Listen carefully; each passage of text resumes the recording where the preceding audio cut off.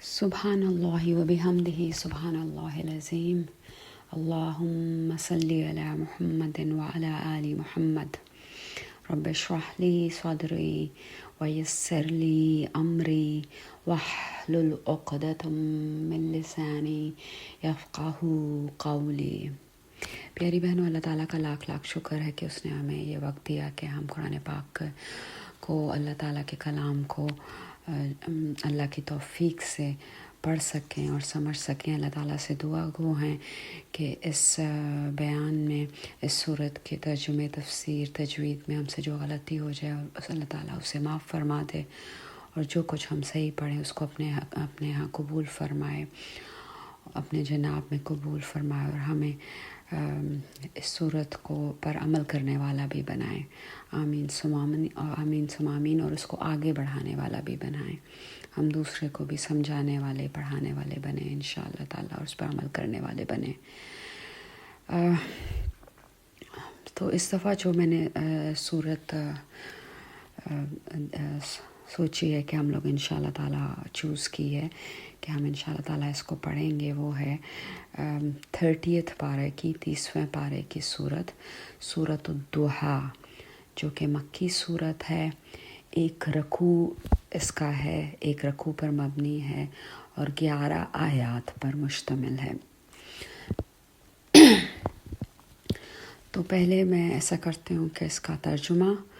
اور تجوید پڑھ لیتے ہیں، سورت کو پڑھ لیتے ہیں اور اس کا ترجمہ کرتے ہیں، اور پھر آہستہ آہستہ انشاءاللہ اس کی تفسیر کی طرف پڑھتے ہیں، کیونکہ سورت چھوٹی ہے تو میں چاہ رہی ہوں کہ ایک دفعہ اس کا پہلے ترجمہ ہو جائے۔ اعوذ باللہ من الشیطان الرجیم، بسم اللہ الرحمن الرحیم۔ شروع اللہ کے نام سے جو نہایت مہربان ہے اور بہت ہی زیادہ رحم کرنے والا ہے۔ والضحیٰ، قسم ہے چاشت کی، یعنی قسم ہے دھوپ کے وقت کی۔ واللیل اذا سجا، اور قسم ہے رات کی جب وہ چھا جائے، یعنی رات چھا جائے۔ ما ودعک ربک وما قلی، نہیں چھوڑا آپ صلی اللہ علیہ وآلہ وسلم کو، آپ صلی اللہ علیہ وآلہ وسلم کے رب نے، اور نہ ہی وہ ناراض ہوا، یعنی آپ صلی اللہ علیہ وسلم سے۔ وَلَلْآخِرَةُ خَيْرٌ لَكَ مِنَ الْأُولَى، اور یقیناً آخرت بہتر ہے آپ کے لیے، آپ صلی اللہ علیہ وآلہ وسلم کے لیے، اور ان جنرل تمام مومنین کے لیے، پہلی دنیا سے، پہلی سے۔ وَلَسَوْفَ يُعْطِيكَ رَبُّكَ فَتَرْضَىٰ، اور یقیناً بہت جلد، یعنی ان قریب عطا کرے گا آپ صلی اللہ علیہ وآلہ وسلم کو، رب کا، آپ کا رب، فترضیٰ، پس آپ صلی اللہ علیہ وآلہ وسلم راضی ہو جائیں گے۔ الم یجدک یتیما فآویٰ،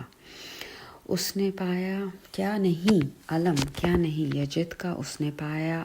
آپ کو، یتیمن یتیم، فآویٰ پس اس نے آپ کو ٹھکانہ فراہم کیا، آپ کو پناہ گاہ دی۔ ووجدک ضالا فہدیٰ، اور اس نے پایا آپ صلی اللہ علیہ وآلہ وسلم کو راہ بھولا ہوا، پس اس نے، یعنی اللہ نے رہنمائی کی۔ وَوَجَدَكَ عَائِلًا فَأَغْنَىٰ، اور اس نے، یعنی اللہ نے پایا آپ کو، آپ صلی اللہ علیہ وآلہ وسلم کو، عائلاً تنگ دست، فَأَغْنَىٰ بس اس نے غنی کر دیا، یعنی آپ صلی اللہ علیہ وسلم کو غنی کر دیا۔ فَأَمَّا الْيَتِيمَ فَلَا تَقْهَرْ، تو رہا یتیم، پس نہ آپ سختی کیجیے اس پر۔ وَأَمَّا السَّائِلَ فَلَا تَنْهَرْ، اور رہا سوالی، سوال کرنے والا،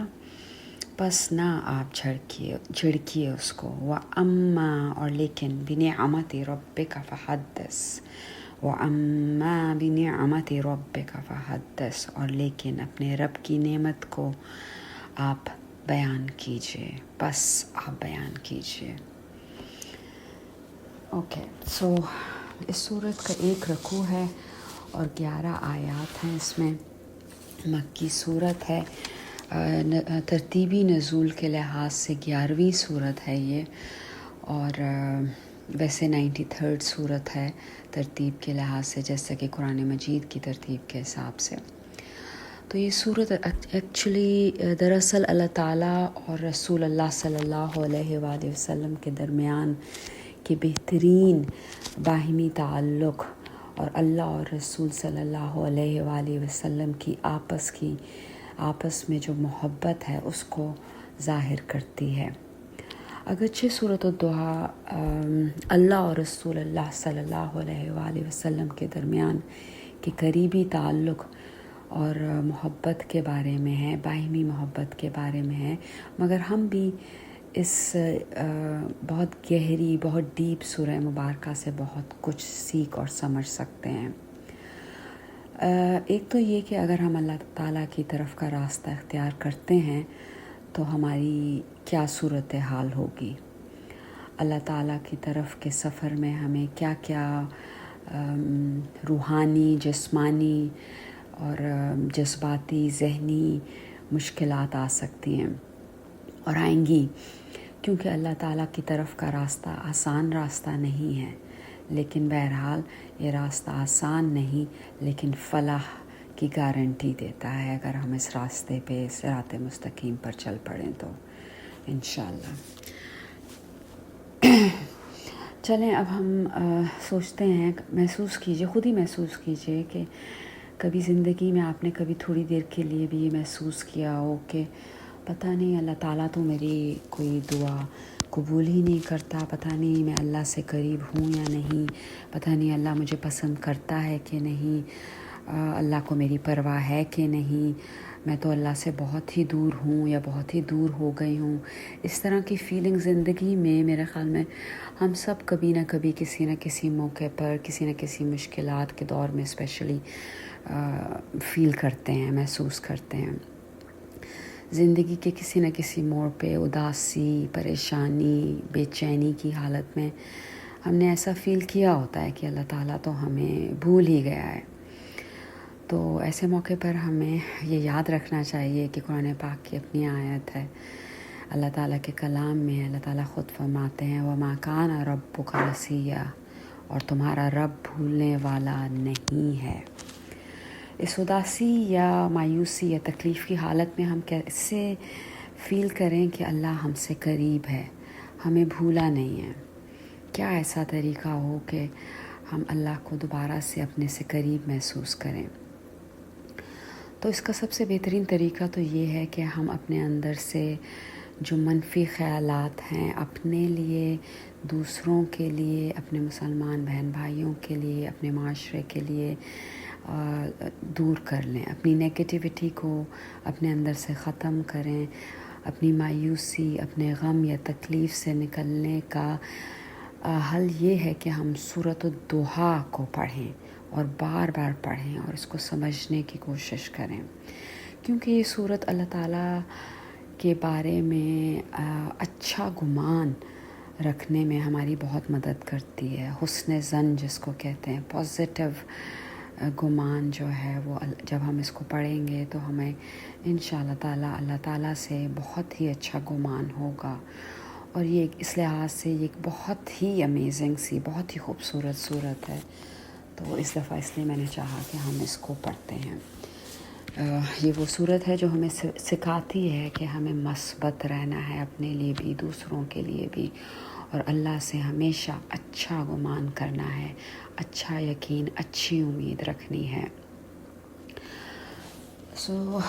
پہلی آیت شروع ہوتی ہے وَالضُّحَىٰ، قسم سے۔ یہاں پہ وا جو ہے وہ قسم کے لیے استعمال ہوا ہے۔ وَالضُّحَىٰ یعنی قسم ہے چاشت کی، اور آسان اگر الفاظ میں کہا جائے تو قسم ہے دھوپ چڑھنے کے وقت کی، یعنی چاش کے وقت کی، جب سورج بلند ہو کے اپنا نور، اپنی روشنی پھیلاتا ہے۔ آپ یہ سمجھیے کہ یہ اراؤنڈ لائک 9 بجے 9:30 بجے کا تقریباً ٹائم ہوتا ہے جب سورج نکل آتا ہے، لیکن اس وقت اس کی روشنی بہت سودنگ، بہت پرسکون اور ٹھنڈی اور عافیت والی فیل ہوتی ہے، سودنگ اور کولنگ فیلنگ ہوتی ہے۔ اس وقت سورج کی روشنی جو ہے وہ جسم کو تکلیف نہیں دیتی، شدید نہیں ہوتی، دھوپ جو ہے جسم کو تکلیف نہیں دیتی اس وقت کی۔ تو اللہ تعالیٰ نے اپنے رسول صلی اللہ علیہ وآلہ وسلم پر اپنی رحمت واضح کرنے کے لیے چاش کے وقت کی قسم کھائی ہے۔ سورۃ الضحیٰ نبی صلی اللہ علیہ وسلم پر ایکچولی جب اس کا جو پس منظر ہے اس لحاظ سے اگر دیکھا جائے تو سورۃ الضحیٰ نبی صلی اللہ علیہ وسلم پر اس وقت نازل ہوئی جب رسول اللہ صلی اللہ علیہ وسلم پر مسلسل 6 مہینے تک کوئی وحی نازل نہیں ہوئی تھی۔ نہ جبرائیل آپ صلی اللہ علیہ وسلم کے پاس آئے اور نہ ہی آپ صلی اللہ علیہ وسلم کو کوئی خواب اللہ کی طرف سے نظر آیا رہنمائی کے طور پہ۔ تو نبی صلی اللہ علیہ وآلہ وسلم پریشان ہوئے، ان کے دلوں میں مختلف وسوسوں نے جگہ بنائی کہ خدا نخواستہ شاید اللہ تعالیٰ اب آپ کو پسند نہیں کرتے، یا یہ کہ اب اللہ تعالیٰ نبی صلی اللہ علیہ وسلم کو ایز اے نبی یا ایز اے رسول، ایک رسول اپنے رسول کے طور پر دیکھنا نہیں چاہتے، وغیرہ وغیرہ، یعنی مختلف قسم کے منفی خیالات آپ صلی اللہ علیہ وسلم کے ذہن میں آتے تھے۔ یہ سب خیالات آپ کے ذہن میں آتے رہے، اور اب آپ کو پتہ ہی ہے کہ جب منفی خیالات آتے ہیں تو ساتھ ہی اداسی آتی ہے، مایوسی آتی ہے، اور اسی طرح آپ صلی اللہ علیہ وآلہ وسلم پر بھی اداسی چھانے لگی۔ اس کو آپ اس طرح سے سوچیں کہ ایسا ہوتا ہے نا کہ اللہ تعالیٰ کی طرف سے بالکل خاموشی ہو، کبھی کبھی ہمیں لگتا ہے کہ جیسے ہم اللہ سے دور ہو رہے ہیں، یا یہ کہ اللہ سے ہماری قربت اتنی نہیں رہی جتنی کہ پہلے کسی وقت ہوتی تھی، یا ایک عجیب سی روحانی ایک اسپریچول نمنس سی محسوس ہوتی ہے، یا انسان پر دکھ ہی دکھ، مشکلات ہی مشکلات آ رہی ہوں تو انسان سوچتا ہے کہ اللہ تو مجھ سے ناراض ہے، اللہ تو مجھے بھول ہی گیا ہے، اللہ کو میری پرواہ نہیں ہے، اللہ تو میری دعاؤں کو قبول ہی نہیں کرتا۔ تو یہی حالت آپ سمجھے کہ رسول پاک صلی اللہ علیہ وآلہ وسلم کی تھی جب یہ سورۃ الضحیٰ نازل ہوئی، اور اللہ تعالیٰ نے کلیئرلی فرمایا والضحیٰ، قسم ہے دھوپ چڑھنے کے وقت کی۔ تو پہلی چیز جو ہم نے اپنے آپ کو بتانی ہے، اگر ہم خود بھی، یعنی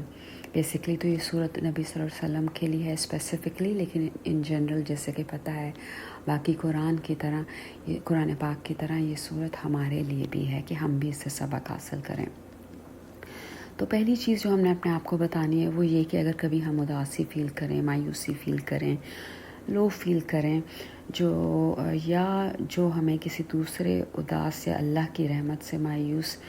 شخص کو اگر کچھ بتانا ہو تو وہ یہ ہے کہ ابھی ہم زندہ ہیں، ابھی ایک اور صبح اللہ تعالیٰ نے ہمیں عطا فرمائی ہے، جو کہ ایسی دھوپ ہے، ایسی ہے جس سے دن جو ہے ہمارا کھل اٹھتا ہے۔ ٹھیک ہے، تو ابھی ڈومز ڈے نہیں آیا، ابھی وقت حساب نہیں آیا، ہمارے پاس پھر بھی وقت ہے، تو ہمیں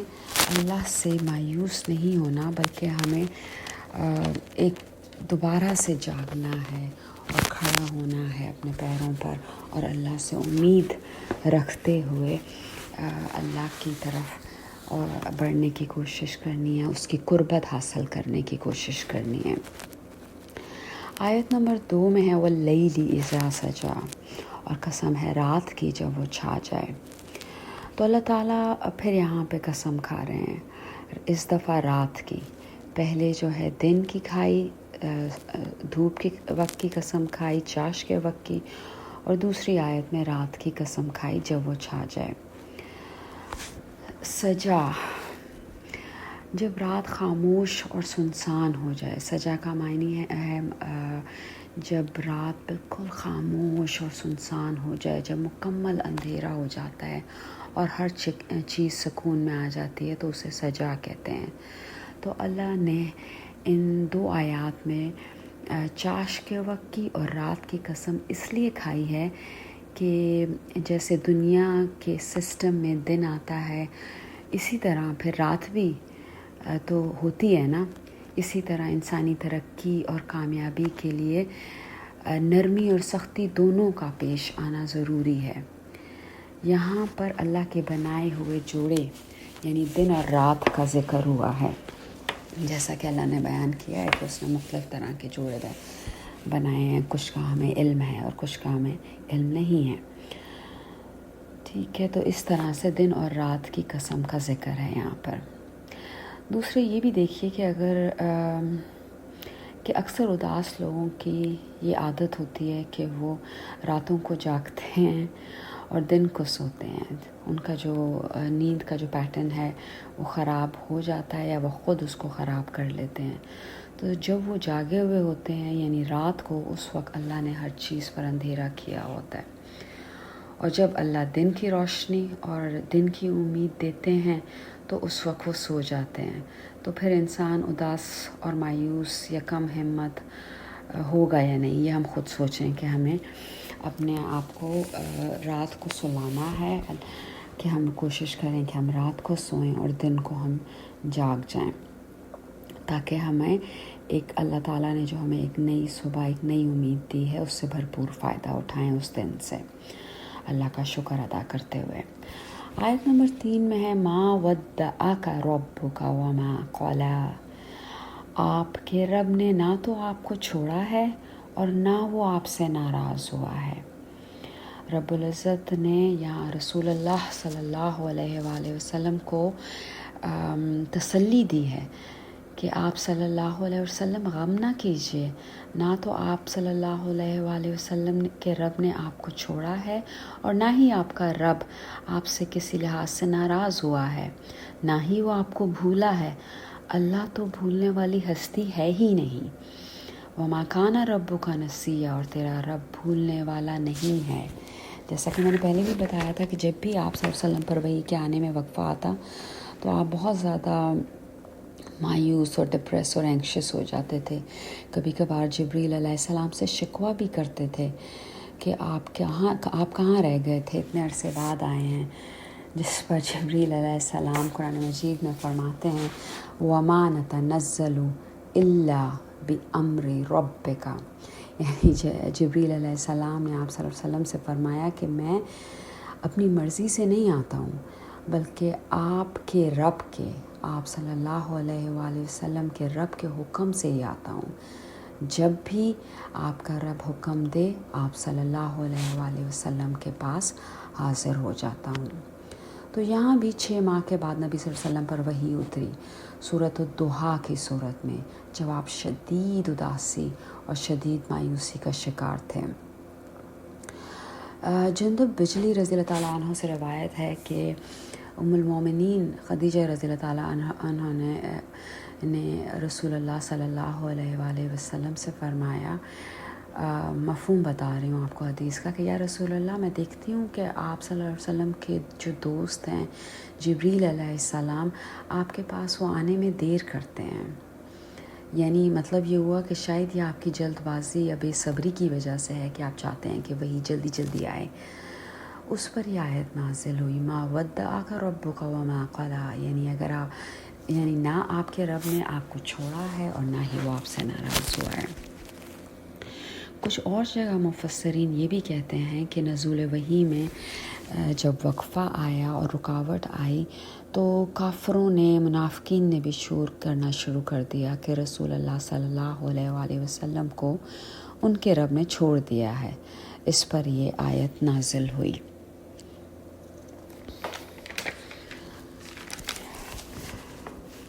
اب ما ودعک، نہیں چھوڑا آپ کو، ربک، آپ کے رب نے،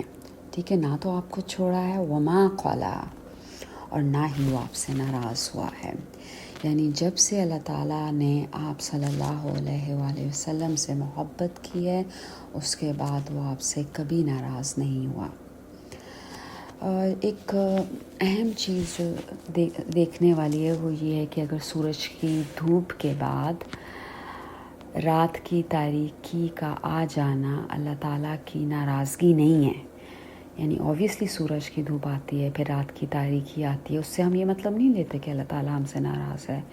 اور نہ اس بات کا ثبوت ہے کہ اس کے بعد دن کی روشنی کبھی نہیں آئے گی۔ تو اگر کچھ عرصے کے لیے وحی کے رک جانے سے یہ کیوں سمجھا جائے کہ اللہ تعالیٰ اپنے منتخب کیے ہوئے رسول سے ناراض ہے اور اس کو اللہ تعالیٰ نے چھوڑ دیا ہے اور ہمیشہ کے لیے ان پر وحی کا دروازہ بند کر دیا گیا ہے؟ ایسا کیوں سوچا گیا؟ ایسا کہنا تو ان وے آپ دیکھیں تو دراصل اللہ کے لازوال اور لامحدود علم اور اللہ کی جو لازوال اور لامحدود حکمت ہے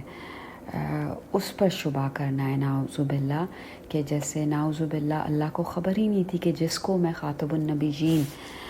بنا رہا ہوں وہ آگے چل کر اس نبوت کا اہل ثابت ہی نہ ہوگا۔ ٹھیک ہے، تو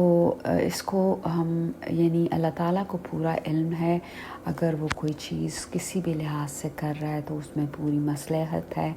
پوری حکمت ہے، نبی صلی اللہ علیہ وسلم کی ٹریننگ اس کے مقصد بھی اس کے پیچھے ہے۔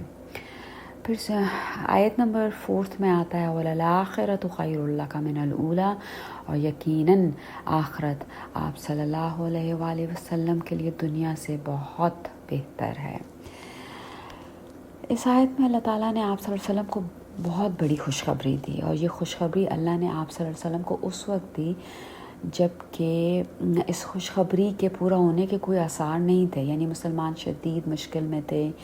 دین اسلام کے پھیلنے میں، اس کی اشاعت میں شدید مشکلات کا سامنا تھا، تکالیف تھی، رسول اللہ صلی اللہ علیہ وسلم کے لیے حالات اور وقت بہت ٹف تھا۔ تو اس ایسے وقت میں فرمایا گیا کہ آپ کے لیے، آپ صلی اللہ علیہ وآلہ وسلم کے لیے آخرت دنیا سے بہتر ہے۔ اسی وجہ سے نبی صلی اللہ علیہ وسلم دنیا سے بے رغبت تھے، ان کو دنیا سے کوئی دلچسپی نہیں تھی، جیسا کہ ہمیں بھی قرآن مجید میں کہا گیا ہے، مخاطب کیا گیا ہے، بل تو اسرون الحیات الدنیا، بلکہ تم حیات الدنیا یعنی دنیا کی زندگی کو ترجیح دیتے ہو، والآخرۃ خیر وابقیٰ، اور جبکہ آخرت جو ہے وہ بہتر بھی ہے دنیا کے مقابلے میں، اور قائم و دائم رہنے والی بھی ہے، ہمیشہ قائم رہنے والی ہے۔ اور اسی طرح حدیث میں بھی ہے کہ دنیا جو ہے وہ مومن کے لیے ایک قید خانہ ہے اور کافر کے لیے جنت ہے۔ تو اسی طرح نبی صلی اللہ علیہ وسلم کو بھی بتایا گیا کہ آخرت کے مقابلے میں، آخرت میں آپ کو بہت کچھ ملے گا، آخرت آپ کے لیے بہت بہترین ہے دنیا کے مقابلے میں۔ ایک اور حدیث میں بھی نبی صلی اللہ علیہ وسلم دنیا کی جو ٹریویلنس اور اس کے معمولی پن کا اور اس کی بے ثباتی کا اس طرح سے بیان فرماتے ہیں، مفہوم ہے حدیث کا کہ انسان کی مثال ایک مسافر جیسی ہے جو چند لمحوں کے لیے کسی درخت کے سائے میں آرام کرتا ہے اور پھر چل دیتا ہے۔ تو بس اسی طرح زندگی گزارنی ہے کہ بس ہم مسافر ہیں، تھوڑی دیر کے لیے رکتے ہیں، تکالیف ہیں، کچھ بھی ہیں، لیکن بہرحال پھر اٹھ کے ہم نے چل دینا ہے آخرت کی طرف۔ یعنی آپ صلی اللہ علیہ وسلم کی آخرت کی حالت دنیا کی حالت سے کہیں عرفہ و اعلیٰ ہوگی۔ اس آیت میں آپ کو اللہ تعالیٰ نے یہ خوشخبری سنائی ہے، اور وحی کا وقفہ یا رکاوٹ آپ کے زوال کا سبب نہیں ہے، بلکہ یہ آپ کے عروج، آپ کی کامیابی کا ذریعہ بنے گا، یہ آپ کی تربیت کا حصہ ہے، یہ آپ کی ٹریننگ کا حصہ ہے۔ چنانچہ رسول اللہ صلی اللہ علیہ وآلہ وسلم ماشاءاللہ دنیا میں بھی ان کے درجات بلند ہوتے رہے، وہ درجات عالیہ پر ترقی کرتے رہے۔ اللہ تعالیٰ نے آپ صلی اللہ علیہ وآلہ وسلم کے ذریعے دین اسلام کو عزت و مرتبہ اور اکرام عطا فرمایا۔ آپ کے دشمنوں کے خلاف آپ صلی اللہ علیہ وآلہ وسلم کو فتح نصیب فرمائی، کامیابی نصیب فرمائی۔ اللہ تعالیٰ نے آپ کے حالات کو درست فرمایا، یہاں تک کہ آپ صلی اللہ علیہ وآلہ وسلم نے بالآخر وفات فرمائی۔ آپ صلی اللہ علیہ وآلہ وسلم کے فضائل اور اللہ کی نعمتوں، اللہ کی یعنی آپ سمجھیں کہ جو آپ کے فضائل ہیں دنیا میں ہی وہ اتنے تھے، آپ کے درجات اور نعمتیں دنیا ہی میں اتنی زیادہ تھیں، اس کے مقابلے میں آپ سوچیں کہ آخرت میں آپ کے اللہ تعالیٰ نے اگر آپ سے یہ وعدہ کیا ہے کہ آخرت آپ کے لیے بہت بہترین ہوگی، تو ان کی تفصیلات اور انعامات کا تو پھر کیا کہنا، آپ خود ہی سوچئے اس بات کو کہ اللہ تعالیٰ کس کس چیز سے نوازے گا۔ تو ان اے وے ہمیں بھی کہا جا رہا ہے، ان جنرل ہمیں بھی کہا جا رہا ہے کہ اے مسلمانوں، دنیا تو دارالامتحان ہے، یہ امتحان کی جگہ ہے، یہاں کی اداسیوں، مایوسیوں اور یہاں کی تکلیفوں، ناکامیوں، پریشانیوں سے گھبراؤ نہیں۔ یہ مت سوچو کہ اللہ تعالیٰ تمہارے ساتھ نہیں ہے، وہ تم سے ناراض ہے، اسے تمہاری پرواہ نہیں ہے، بلکہ مثبت رہو اور دوسروں کو بھی مثبت رہنے کی تلقین کرو دنیا کے ہر معاملے میں۔ یہاں تو آزمائشیں اور پریشانیاں اس دنیا میں تو آئیں گی، ان کو برداشت کرنا ہے۔ سورہ بقرہ میں بھی دیکھیے جیسے ہمیں کلیئرلی بتا دیا گیا ہے ایک آیت میں کہ وَلَنَبْلُوَنَّكُمْ بِشَيْءٍ مِّنَ الْخَوْفِ وَالْجُوعِ وَنَقْصٍ مِّنَ الْأَمْوَالِ وَالْأَنفُسِ وَالثَّمَرَاتِ وَبَشِّرِ الصَّابِرِينَ، اور البتہ ہم ضرور تمہیں آزمائیں گے، تمہارا ضرور ٹیسٹ لیں گے، خوف سے، کسی قسم کے خوف سے یا فاقے سے یا جان و مال کے نقصان سے یا ثمرات یعنی رزق کے نقصان سے، اور وہ لوگ جو صبر کریں ان کے لیے اللہ تعالیٰ نے خوشخبری کا کہا ہے کہ اے نبی صلی اللہ علیہ وسلم، ایسے لوگ جو صابرین ہیں، صبر کرنے والے ہیں، ان کو خوشخبری دے دیجئے۔ تو ہمیں بھی یہ کرنا ہے کہ جب مشکلات آئیں، پریشانیاں آئیں، اور ایز اے انسان ایک نیچرل سی بات ہے کہ ہم مایوس ہونے لگتے ہیں، ہم اداس ہونے لگتے ہیں، کبھی کبھی بغیر کسی وجہ کے اداس اور ہم فیل کرتے ہیں، تو ہم نے یہ سوچنا ہے کہ یہ دنیا کی آزمائش ہے اور جلد ہی ہمیں اللہ کی طرف لوٹنا ہے اور آخرت دنیا سے کہیں بہتر ہوگی انشاءاللہ تعالیٰ، آمین ثم آمین۔ بہت جلد ہمیں اللہ تعالیٰ آخرت کی فلاح و کامیابی دے گا اور ہمیں خود اور ہم انہیں خوش ہو جائیں گے بہت جلد، بہت جلد۔ تو اب جی، تو ما ودعک ربک وما قلی، نہ اس نے آپ کو چھوڑا ہے، نہ وہ آپ سے ناراض ہوا، یقیناً آخرت بہتر ہے آپ کے لیے دنیا سے، وَلَسَوْفَ يُعْطِيكَ رَبُّكَ فَتَرْضَىٰ، اور البتہ آپ صلی اللہ علیہ وآلہ وسلم کا رب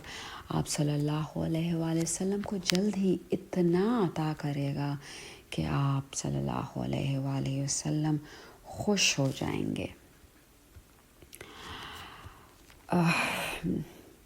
یعنی آخرت میں اللہ تعالیٰ کی طرف سے آپ کو ایسے انعامات دیے جائیں گے کہ آپ صلی اللہ علیہ وسلم کا دل خوش ہو کے رہ جائے گا۔ ان انعامات میں انشاءاللہ ہمارے نبی صلی اللہ علیہ وسلم کے لیے مقام محمود کا وعدہ بھی ہے جو آپ کو عطا کیا جائے گا، حوض کوثر کا وعدہ بھی ہے۔ ابن عباس رضی اللہ تعالیٰ عنہ فرماتے ہیں کہ آپ صلی اللہ علیہ وسلم کے سامنے وہ تمام خزانے لائے گئے جو آپ کے بعد آپ صلی اللہ علیہ وسلم کی امت کو ملنے والے ہیں۔ آپ صلی اللہ علیہ وسلم ان انعامات اور ان خزانوں کو دیکھ کر بہت خوش ہوئے۔ اس وقت آپ پر یہ آیت نازل اتری کہ آپ کو جنت میں لاکھوں محل ملیں گے، یعنی آخرت اس سے کہیں زیادہ بہتر ہوگی۔ اور واقعی اگر آپ نوٹ کریں تو آپ صلی اللہ علیہ وآلہ وسلم کو اللہ نے کیا نہیں دیا، ہم تو اس کا یعنی احاطہ بھی نہیں کر سکتے، بلکہ ہم تو یہ سوچتے ہیں کہ وہ کیا عزت و مرتبہ اور شرف اور اکرام ہوگا جو آپ کو عطا نہیں ہوا۔ آپ صلی اللہ علیہ وآلہ وسلم کو دنیا میں بھی صحابہ کرام اجمعین کی صورت میں ایک ایسا گروپ، ایک ایسی جماعت عطا ہوئی جن میں سے ہر ایک بندہ آپ صلی اللہ علیہ وآلہ وسلم پر اپنی جان نچھاور کرنے کے لیے تیار رہتا تھا۔ پھر یہ کہ اللہ تعالیٰ نے آپ صلی اللہ علیہ وآلہ وسلم کو اپنی کتاب یعنی قرآن پاک کا مفسر بنایا، پھر پورے عرب سے کفر و شرک کا خاتمہ ہوا آپ کے ہاتھوں سے، دین اسلام کا غلبہ ہوا۔ آپ صلی اللہ علیہ وسلم نے اتنے تھوڑے اپنے حیات کے، اپنی زندگی کے اتنے تھوڑے عرصے میں، 23 سال کے تھوڑے سے عرصے میں، ایک بہت ہی انسیولائزڈ، بہت ہی ایک کیا کہنا چاہیے، ایک وحشی اور اجڑ قسم کی قوم کو، جو ہر وقت ایک دوسرے سے لڑنے کے لیے تیار رہتی تھی، ایک دوسرے کے خون کی پیاسی تھی، اس کو ایک سویلائزڈ اور ایک بہترین مینرز، بہترین اخلاق والی قوم بنا دیا۔ آپ صلی اللہ علیہ وسلم ہی کی وجہ سے اتنے قلیل عرصے میں عرب قوم جو ہے اخلاقی لحاظ سے بھی، دینی لحاظ سے بھی، معاشی لحاظ سے بھی، اکنامکلی، فائنینشلی بھی، اور سوشلی، معاشرتی بھی، اور ایون پولیٹیکلی بھی بہترین ترقی سے اللہ تعالیٰ نے اسلامی قوم کو نوازا، مسلمانوں کو نوازا، سیاسی انقلاب آیا، اور اتنے کم عرصے میں اس کی کوئی نظیر نہیں ملتی تاریخ میں کہ ایک قوم جو اتنی انسیولائزڈ اور اتنی اجڑ تھی، اتنی جہالت میں تھی، وہ اتنے بہترین اخلاق پر پہنچ کر ترقی کی راہ پہ گامزن ہوئی ہو۔ تو یہ سب کچھ کیا تھا؟ بیسکلی اگر ہم کوشچن کریں کہ یہ سب کچھ کیا تھا، یہ اللہ کی رحمت اور عطا ہی تھی، جس کے متعلق اللہ نے فرمایا کہ ہم آپ صلی اللہ علیہ وآلہ وسلم کو اتنا کچھ عطا کریں گے کہ آپ خوش ہو جائیں گے، وَلَسَوْفَ، اور جلد ہی آپ کو اتنا کچھ عطا کریں گے کہ آپ بے شک خوش ہو جائیں گے۔ اور اسی طرح اللہ تعالیٰ نے فرمایا اِنَّا أَعْطَيْنَاكَ الْكَوْثَرَ، ٹھیک ہے، اللہ تعالیٰ نے کوثر کا وعدہ کیا۔ اس عطا سے مراد قیامت کے دن نبی صلی اللہ علیہ وآلہ وسلم کو دیے جانے والا جو شفاعت کا حق ہے وہ بھی مراد ہے، یعنی جو کچھ نبی صلی اللہ علیہ وآلہ وسلم کو آخرت میں عطا کیا جائے گا، وہ ایک یہ بھی ہے کہ نبی صلی اللہ علیہ وسلم کو شفاعت کا حق بھی دیا جائے گا، وہ ہماری شفاعت کر پائیں گے، لیکن ہمیں بھی کوشش کرنی ہے کہ ہم اس شفاعت کے قابل اپنے آپ کو بنائیں۔ اب آپ اس کو ابھی تو ہم نبی صلی اللہ علیہ وآلہ وسلم کے حوالے سے اس کو اسپیسیفکلی اس آیت کو دیکھ رہے تھے، لیکن اب آپ عام مسلمانوں کے نقطہ نظر سے دیکھیں اگر اس کو، ایک مایوس، اداس اور تکلیف میں گھرے ہوئے انسان کو اگر یہ خوشخبری مل جائے کہ اے مومن، اے مسلمان، پریشان نہ ہو، غم نہ کرو، اس دنیا میں چلو تمہارے لیے مشکل ہے، لیکن جلد ہی، عنقریب ہی آخرت میں تمہیں وہ انعامات، وہ اکرام حاصل ہوگا کہ تم راضی ہو جاؤ گے، تم بہترین طریقے سے خوش ہو جاؤ گے، تمہارے رنج و الم، تمہارے دکھ، درد، تکلیفیں سب ختم ہو جائیں گی۔ تو آپ سوچئے اگر آپ یہ آیت کسی کو سمجھائیں گے بھی اس آیت کا حوالہ دے کے، تو سوچئے کہ اس مایوس اور اس ڈپریسڈ بندے کو کتنی خوشی اور کتنا اطمینان ملے گا، اس کا ایک دم سے موڈ اپ لفٹ ہو جائے گا جب اسے اللہ کی طرف سے یہ اس خوشخبری کا پتہ چلے گا۔ تو پھر بہت ہی امپورٹنٹ بات یہ ہے کہ اللہ تعالیٰ نبی صلی اللہ علیہ وآلہ وسلم کو اور لوگوں کو مختلف یعنی لاجک دے کے مختلف ریزنز بتاتے ہوئے، وجوہات بتاتے ہیں کہ آگے چل کر اس صورت میں کہ نبی صلی اللہ علیہ وآلہ وسلم اور مومنین اللہ کی بات کا یقین کریں کہ اللہ تعالیٰ عن قریب، اللہ تعالیٰ جلد ہی ان کو اتنا عطا کرے گا کہ وہ بہت خوش ہو جائیں گے۔ تو اب وہ وجوہات کیا ہیں، وہ لاجکس کیا ہیں، کس طرح سے اللہ تعالیٰ یہ بتاتے ہیں، منطق کے ذریعے سے، لاجک کے ذریعے سے، تو اس کے لیے ہم سورہ دوحہ کی آیت نمبر 6 کو ایک دفعہ پھر پڑھتے ہیں۔ الم یجدک یتیما فآویٰ، کیا اس نے یعنی اللہ نے آپ کو یعنی آپ صلی اللہ علیہ وآلہ وسلم کو یتیم نہیں پایا تو اس نے آپ کو ٹھکانہ دیا، یعنی کیا اس نے آپ کو یتیم نہیں پایا، بس اس نے ٹھکانہ دیا آپ کو۔ نبی صلی اللہ علیہ وسلم ہمیں پتہ ہے اپنی پیدائش سے پہلے ہی یتیم ہو گئے تھے، یعنی آپ صلی اللہ علیہ وآلہ وسلم کے والد عبداللہ بن عبد المطلب آپ صلی اللہ علیہ وآلہ وسلم کی پیدائش سے پہلے ہی وفات پا گئے تھے، اور جب آپ 6 ایئرس کے ہوئے، 6 سال کے تھے، تو آپ کی والدہ آمنہ کا بھی انتقال ہو گیا تھا۔ پھر آپ صلی اللہ علیہ وسلم کی سرپرستی جو ہے، گارجین شپ جو ہے، آپ کے گارجین بنے آپ کے دادا عبد المطلب، اور جب نبی صلی اللہ علیہ وسلم 8 سال کے ہوئے تو آپ کے دادا کا بھی انتقال ہو گیا، اور آپ کے دادا کے انتقال کے بعد آپ صلی اللہ علیہ وآلہ وسلم اپنے چچا ابو طالب کی کسٹڈی میں آ گئے۔ ابو طالب آپ کے سرپرست بن گئے جب آپ صلی اللہ علیہ وآلہ وسلم جوان لڑکے تھے۔ تو اللہ تعالیٰ فرماتے ہیں کہ ہم نے آپ کو محفوظ ٹھکانہ دیا تھا، اللہ نے آپ کے لیے ہر طرح کے انتظامات کیے تھے، آپ یتیم تھے لیکن اللہ نے آپ کو ٹھکانہ دیا، آپ کو بہترین پناہ گاہ دی، آپ کی اپ برنگنگ، آپ کی پرورش بہترین لوگوں کے ہاتھوں میں ہوئی۔ اللہ نے آپ صلی اللہ علیہ وسلم کو بہترین گارجینز، بہترین سرپرست دیے، اور آرام کی محفوظ جگہ دی، پناہ گاہ دی۔ پہلے والدہ، پھر دادا، پھر چچا ابو طالب کو اللہ تعالیٰ نے آپ کا کفیل بنایا، جنہوں نے ایکچولی اپنی جان سے بڑھ کر آپ صلی اللہ علیہ وآلہ وسلم کو محبت دی۔ جب اللہ تعالیٰ نے آپ صلی اللہ علیہ وسلم کو نبوت عطا فرمائی تو 10 سال تک ابو طالب نے آپ کی گارجین شپ کی، اور گارجین شپ کے دوران، اپنی سرپرستی کے دوران آپ کی بھرپور حفاظت کی، اور بہترین طریقے سے آپ کی سیکیورٹی کا، آپ کی سیفٹی کا خیال کیا جب آپ صلی اللہ علیہ وسلم کو اللہ تعالیٰ نے نبوت عطا فرمائی۔ اور ان کے بعد انصار مدینہ جو تھے، مدینہ کے انصاری جو تھے، انہوں نے آپ صلی اللہ علیہ وسلم کی حفاظت کا ذمہ لے لیا، اور پھر اس کے بعد مزید اللہ تعالیٰ نے اہل ایمان کو، تمام اہل ایمان مومنین کے ذریعے آپ صلی اللہ علیہ وسلم کی حفاظت کی، آپ کی مدد فرمائی، آپ کو ان کے ذریعے بہترین پناہ گاہ عطا فرمائی۔ تو یہ تھا نبی صلی اللہ علیہ وسلم، اسپیسیفکلی اگر ہم اس آیت کو نبی صلی اللہ علیہ وسلم کے نقطہ نظر سے دیکھیں۔ اب اگر ہم اس کو تمام مسلمانوں کے نقطہ نظر سے دیکھیں تو آپ دیکھیے کہ ایک آدمی اگر وہ اداس و مایوس ہو، غمگین ہے، تو وہ بھی سوچے کہ اللہ اس سے مخاطب ہیں کہ کیا تم نہیں سوچتے کہ تمہارے پاس فیملی ہے، تمہارے پاس گھر ہے، چاہے وہ چھوٹا ہو چاہے بڑا ہو، تمہارے پاس ایک پناہ گاہ ہے جہاں تم رات بسر کرتے ہو، جہاں تم واپس جا سکتے ہو،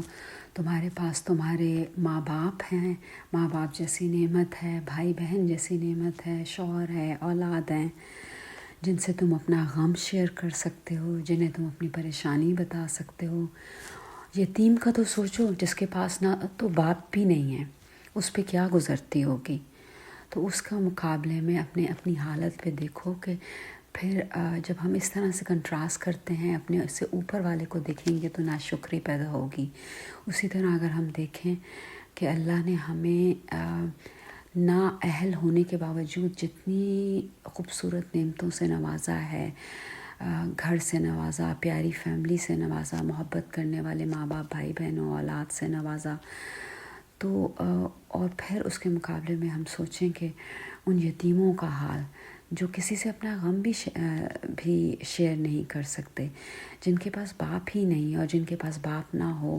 اور یتیموں چھوٹے چھوٹے بچوں کے پاس، تو آپ خود ہی سوچیں کہ ان پہ کیا گزرتی ہوگی اور دنیا ان کے ساتھ کیا سلوک کرتی ہوگی۔ تو اللہ تعالیٰ فرماتے ہیں کہ یتیم کو دینے والا بھی اللہ ہی ہے، رسول اللہ صلی اللہ علیہ وآلہ وسلم کو دینے والا بھی اللہ ہی ہے۔ تو اداس مت ہو، غمگین مت ہو، کیونکہ تمہارا اللہ بھی وہی ہے جو رسول اللہ صلی اللہ علیہ وآلہ وسلم کو بھی عطا فرماتا ہے، جو یتیموں کو بھی عطا فرماتا ہے، اور جو تمہیں بھی عطا فرمائے گا۔ بس اللہ پہ توکل کرنا سیکھو، اس کی نعمتوں کا شکرانہ کرنا سیکھو، اس کی تسبیح کرو۔ پھر اللہ تعالیٰ اس کی نیکسٹ آیت میں جو آیت نمبر 7 میں فرماتے ہیں ایک اور وجہ، ایک اور لاجک بتاتے ہیں کہ دیکھو کیا میں نے ایسا نہیں کیا، وَوَجَدَكَ ضَالًّا فَهَدَىٰ، اور اس نے آپ کو بے خبر پایا بس آپ کو ہدایت دی. یعنی اللہ تعالیٰ نے آپ صلی اللہ علیہ وآلہ وسلم کو بے خبر پایا تو آپ کو ہدایت سے نوازا. اچھا، یہاں میں خصوصی طور پہ یہ بات آپ کو بتا دوں کہ ضالن کا لفظ جو ہے وہ ضال سے آیا ہے، جس کا جو ٹپیکل میننگ ہے خاص، وہ ہے گمراہ ہوا وہ بندہ، گمراہ یا بھٹکا ہوا یا لاسٹ. لیکن اس بات کو بالکل ذہن نشین کر لیجئے کہ اگر ہم یہ ضال کا لفظ نبی صلی اللہ علیہ وآلہ وسلم کے لیے یوز کریں گے تو بہت ہی کیئرفلی، بہت ہی احتیاط کے ساتھ یوز کریں گے، کیونکہ نبی صلی اللہ علیہ وسلم لاسٹ یا مس گائیڈڈ یا گمراہ نہیں تھے، وہ بھٹکے ہوئے نہیں تھے. لفظی ترجمہ کرتے ہوئے بھی یہاں احتیاط کرنی چاہیے. یہاں میں نے ضالن کو گمراہ نہیں کہا یا بھٹکا ہوا نہیں کہا، کیونکہ نبی صلی اللہ علیہ وسلم گمراہ یا بھٹکے ہوئے نہیں تھے. یہاں میں نے کہا ہے بے خبر لفظی تو اس لیے اس میں بھی ہمیں احتیاط کرنی ہے کہ ہم نبی صلی اللہ علیہ وسلم کے جانتے یا انجانے میں کوئی کوئی لفظ ایسا یوز نہ کر لیں جس سے ہمارے اعمال ضائع ہو جائیں. آپ کو یاد ہوگا سورۃ الحجرات میں نے آپ کو بتایا تھا کہ اس میں ایک آیت ان تحبط اعمالکم وانتم لا تشعرون، کہیں ایسا نہ ہو کہ تمہارے اعمال ضائع ہو جائیں اور تمہیں خبر بھی نہ ہو. ٹھیک ہے، تو کہیں ایسا نہ ہو کہ نبی صلی اللہ علیہ وسلم کے بارے میں ہمارے منہ سے کوئی ایسی غلط بات، کوئی ایسا غلط لفظ یا حرف نکل جائے کہ اللہ تعالیٰ ہمارے سارے کے سارے نیک اعمال اس کی سزا کے طور پر ضائع کر دیں. تو ویسے ضال کا مطلب یہ ہے کہ یہاں پہ ہم اس طرح سے لیں گے نبی صلی اللہ علیہ وسلم کے لیے کہ اللہ تعالیٰ نے جیسے ان کو ایک اسٹینڈ سٹل پایا، یعنی وہ ایک جگہ کھڑے ہوئے ہیں اور وہ سوچ رہے ہیں کہ ان کو کس طرف بڑھنا ہے، اور اللہ تعالیٰ نے ان کو رہنمائی عطا کی، ان کو سیدھا راستہ دکھایا کہ اس طرف آپ یہ راہ آپ اختیار کریں، جبکہ آپ راہ کے لیے نبی اللہ تعالیٰ کی طرف دیکھ رہے تھے. تو یہاں پہ نبی صلی اللہ علیہ وسلم کے لیے ہم قطعاً یاد رکھیے گمراہ یا بھٹکے ہوئے کا لفظ استعمال نہیں کریں گے. ویسے اگر دیکھا جائے تو ضال کے لیے گمراہ کا مطلب بھی ہے، اس کا مطلب یہ بھی ہے کہ راستہ کھو دینا. اس کا یہ بھی مطلب ہو سکتا ہے کہ کسی پریشانی یا حیرانی کی حالت میں انسان انجانے طور پر، یعنی غیر ارادی طور پر ان انٹینشنلی کسی غلط راستے پر چل پڑے. تو ایسی صورت میں بھی ضال کا مطلب ہے کہ آتا ہے کہ گمراہ ہو جانا. اگر غلط راستے پر پڑا ارادتاً کیا ہے کہ اگر ہم غلط راستے پر ارادتاً پڑے ہیں، انٹینشنلی گئے ہیں، تو یہ گناہ ہے. کبھی کبھی یہ لفظ ایسے کاموں کے لیے بھی استعمال ہوتا ہے جس کا کوئی نتیجہ برآمد نہ ہو رہا ہو، جس کے کوئی کانسیکوینس نہ ہو، تو پھر ضال کا لفظ بھی استعمال ہوتا ہے. تو یہاں ہم اس آیت کا مطلب بہت احتیاط کے ساتھ یہ لیں گے کہ نبی صلی اللہ علیہ وآلہ وسلم کو اللہ تعالیٰ نے ایک جگہ کھڑا پایا اور آپ چاہتے تھے کہ آپ کو مزید رہنمائی ملے، تو اللہ تعالیٰ نے آپ کو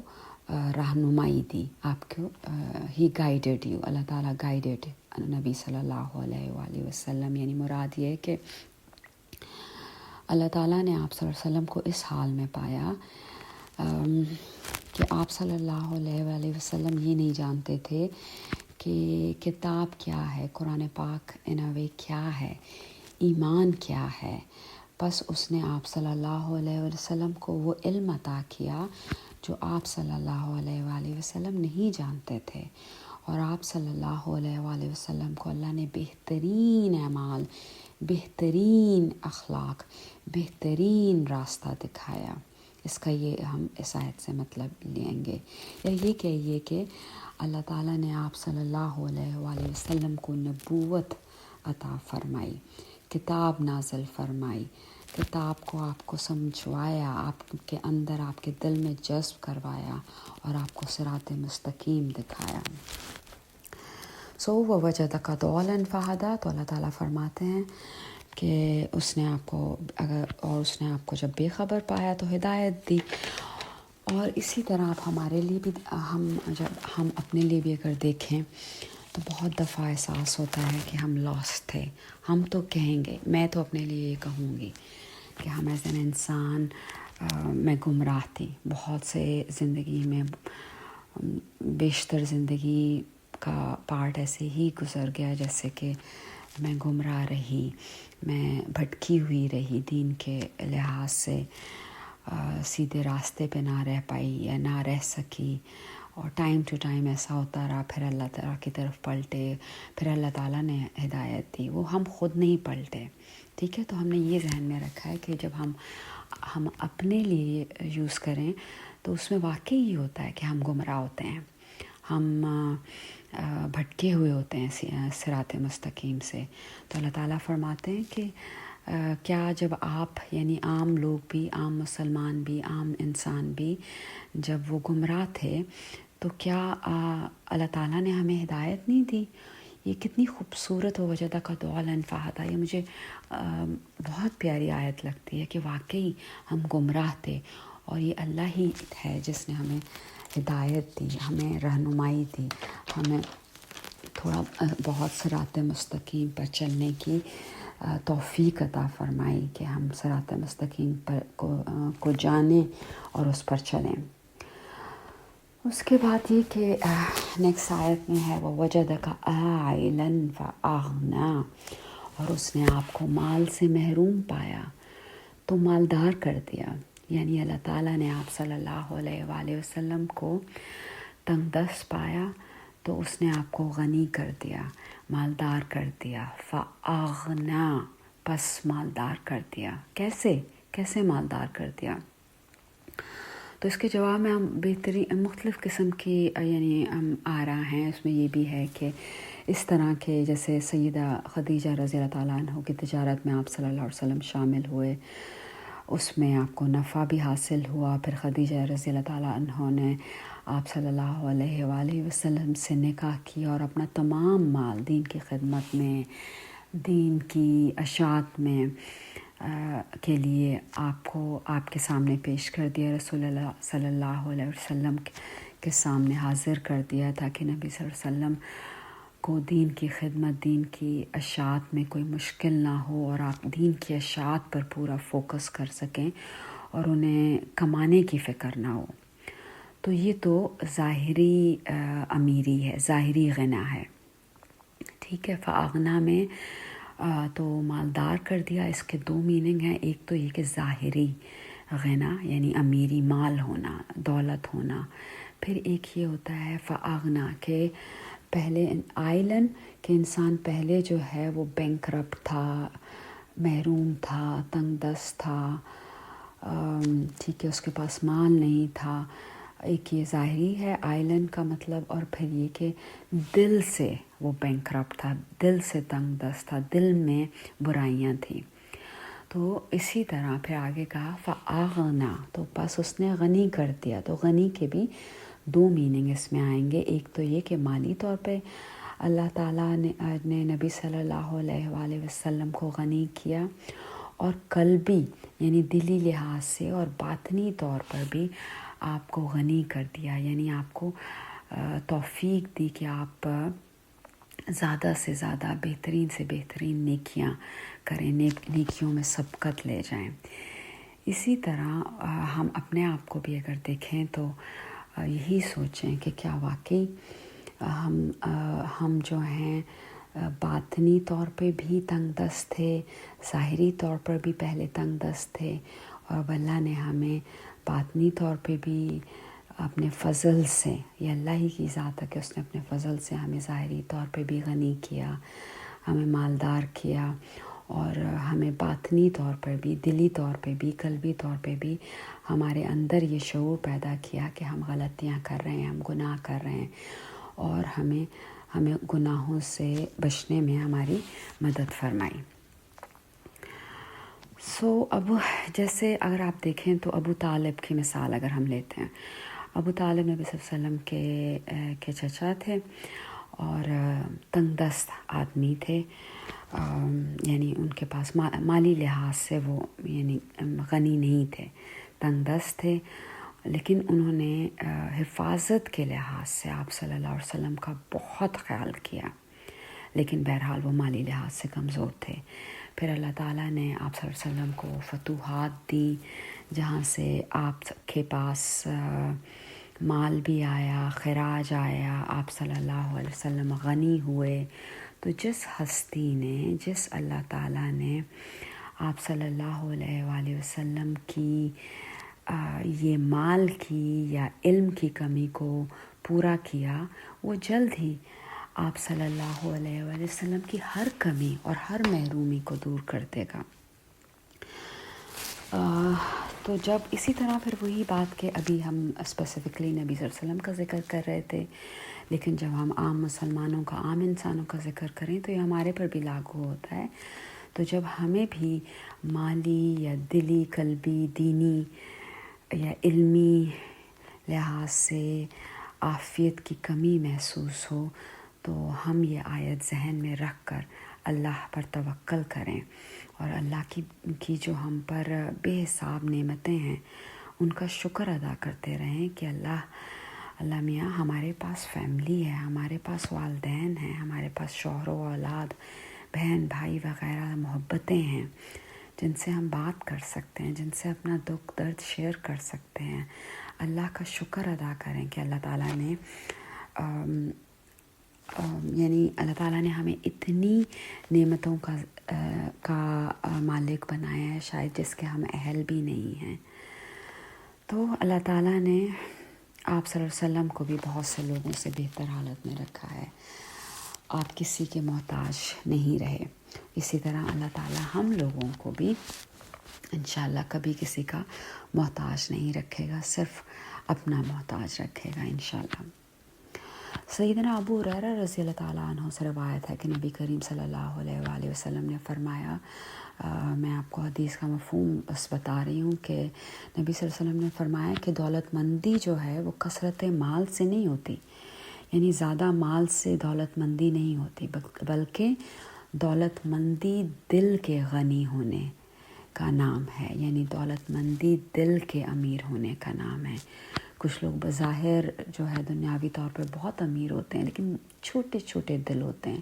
انتہائی کنجوس۔ اس کے مقابلے میں کچھ لوگوں کے پاس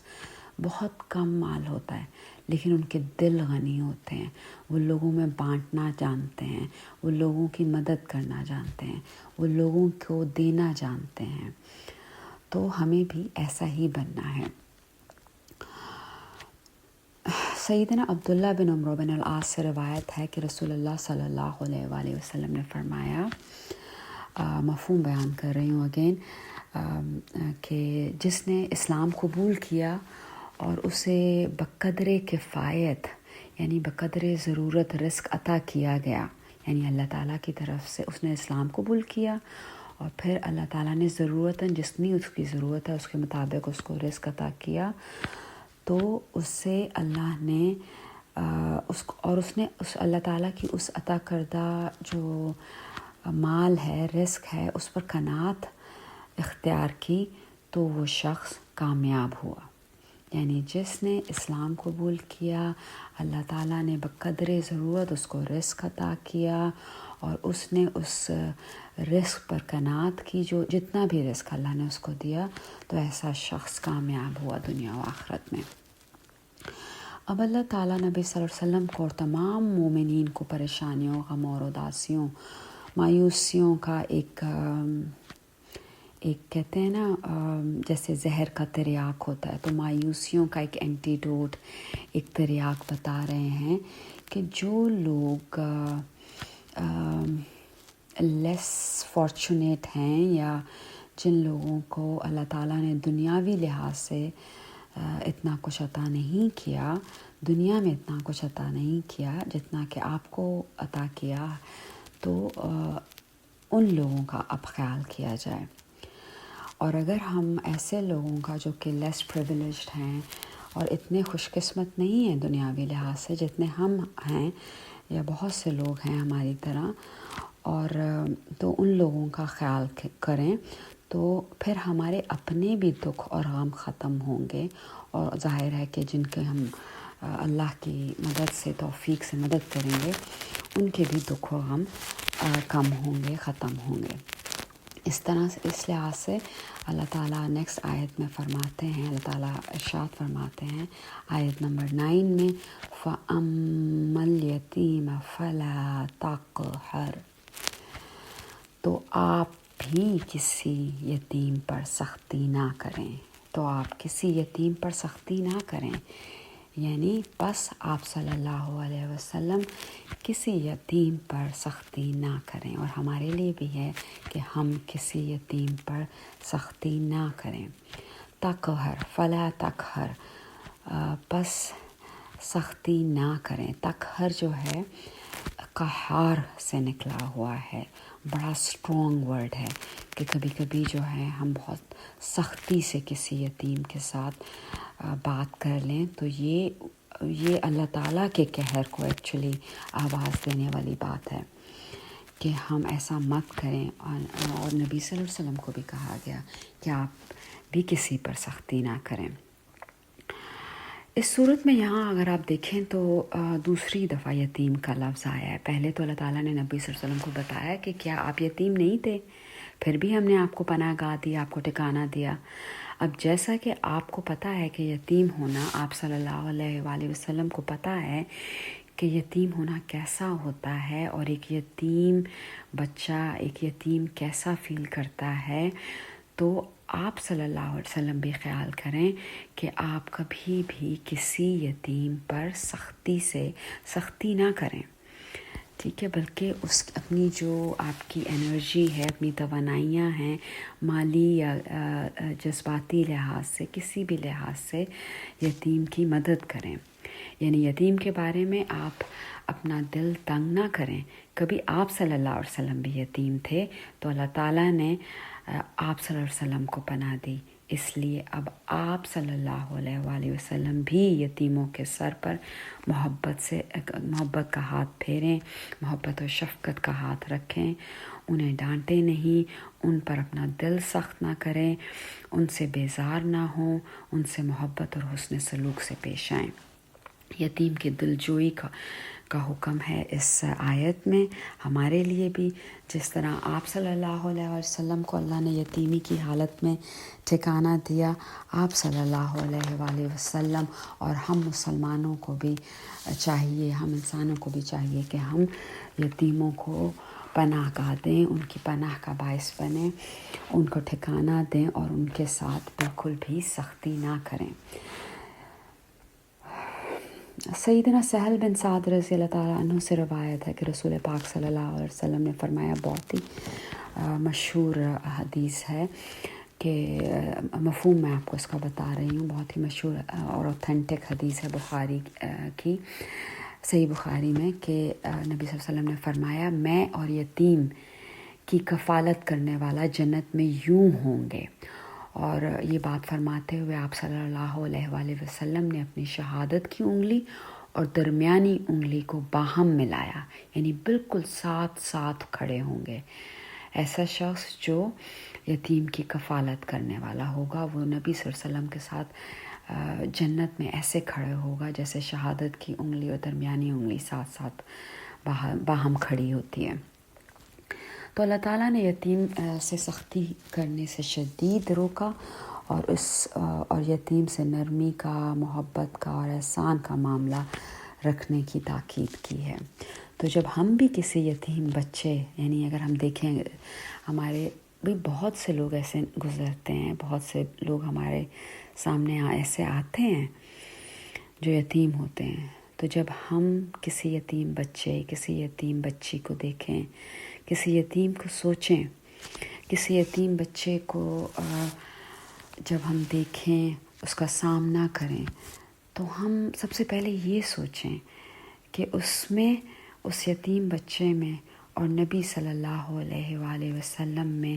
ایک چیز مشترکہ رہی ہے، وہ کیا ہے؟ یتیمی۔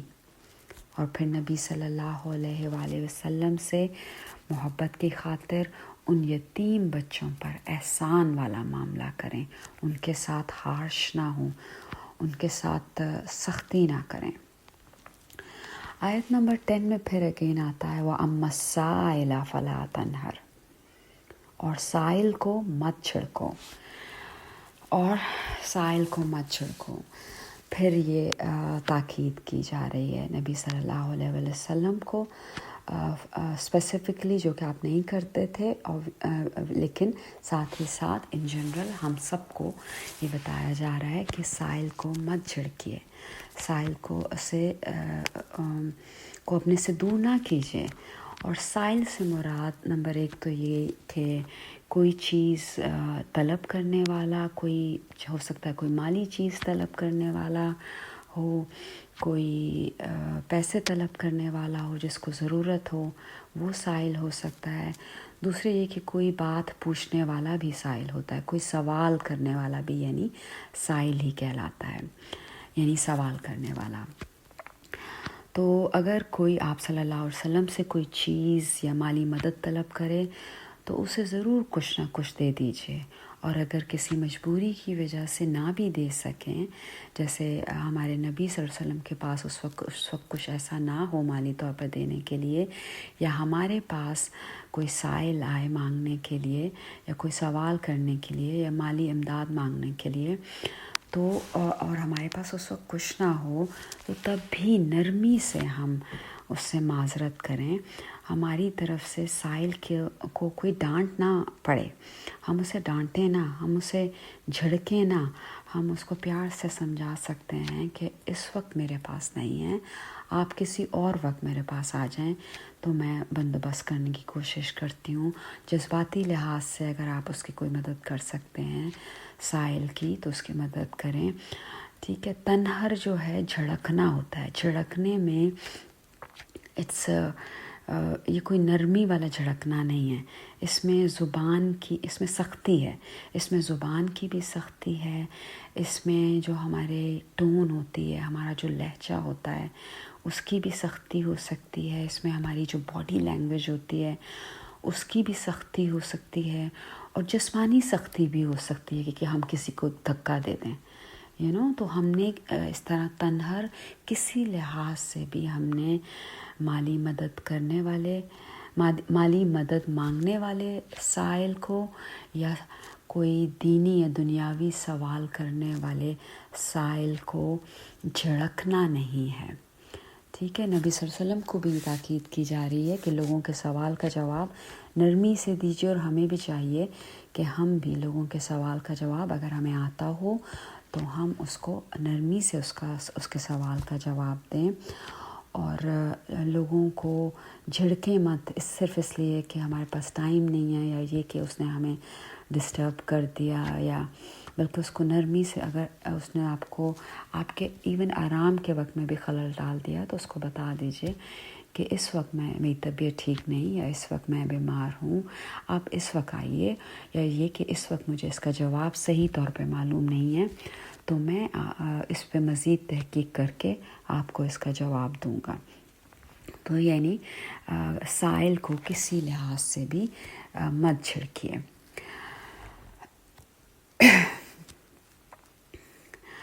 ابو ہریرہ رضی اللہ تعالیٰ عنہ سے روایت ہے کہ نبی کریم صلی اللہ علیہ وسلم نے فرمایا، مفہوم بیان کر رہی ہوں، مسکین وہ نہیں ہے جو گھومتا رہتا ہے اور لوگوں کے ارد گرد پھرتا رہتا ہے، پھر ایک لقمہ یا 2 لقمے اور 1 کھجور یا 2 کھجوریں لے کر لوٹ جاتا ہے۔ صحابہ کرام نے عرض کیا، اے اللہ کے رسول صلی اللہ علیہ وآلہ وسلم، پھر مسکین کون ہے؟ آپ صلی اللہ علیہ وسلم نے فرمایا، مسکین وہ ہے جو اتنا مالدار نہ ہو جس سے اس کی ضرورت زندگی پوری ہو سکے، اور نہ لوگ اسے مسکین تصور کرتے ہوں کہ اس کو صدقہ دیں، اور نہ وہ لوگوں سے کچھ مانگتا ہو، یعنی وہ سفید پوش ہو۔ بہت سے لوگ ہوتے ہیں وہ کہتے ہیں نہیں میں اس کو کیوں دوں، اس کا اپنا گھر ہے، اس کا ہسبینڈ کماتا ہے، ٹھیک ہے، لیکن ہو سکتا ہے اس صورت میں بھی وہ مسکین ہو سکتا ہے کہ اس کا بے شک اپنا گھر ہو، وہ کماتا ہو، لیکن آج کل آپ دیکھیں بچوں کی فیس، بچوں کے اسٹڈیز، یا کتنے اور اخراجات، کتنی مہنگائی ہے، ہو سکتا ہے اس کے کھانے کو اتنا پورا نہ پڑ رہا ہو، وہ بچوں کو پڑھانے کے لیے فیس نہ ادا کر پا رہا ہو، جبکہ گھر اس کا اپنا ہو، ٹھیک ہے، تو کوئی نہ کوئی ایسی اس کے پاس چیزیں ہوں، یا یہ کہ وہ بچوں کی فیس ادا کر پا رہا ہو، لیکن کھانے پینے کے لیے اس میں کمی آ رہی ہو، کیونکہ وہ چاہ رہا ہو کہ میرا بچے کی اچھی تعلیم ہو جائے اور وہ حلال رزق کما سکے، اس چکر میں اس کے پاس گھر بھی ہے، وہ فیس بھی ادا کرنے کی پوری کوشش کر رہا ہے، لیکن اس چکر میں اس کو کھانے رزق کی کمی ہو رہی ہے اس کے پاس، تو وہ شخص، تو ہم یہ نہ سوچیں کہ اس کے پاس گھر بھی ہے، وہ کماتا بھی ہے، وہ بچوں کو پڑھاتا بھی ہے، تو اس کو کیا ضرورت ہے دینے کی؟ نہیں، اس کے پاس کھانے کو نہیں ہے، وہ اپنا پیٹ کاٹ کے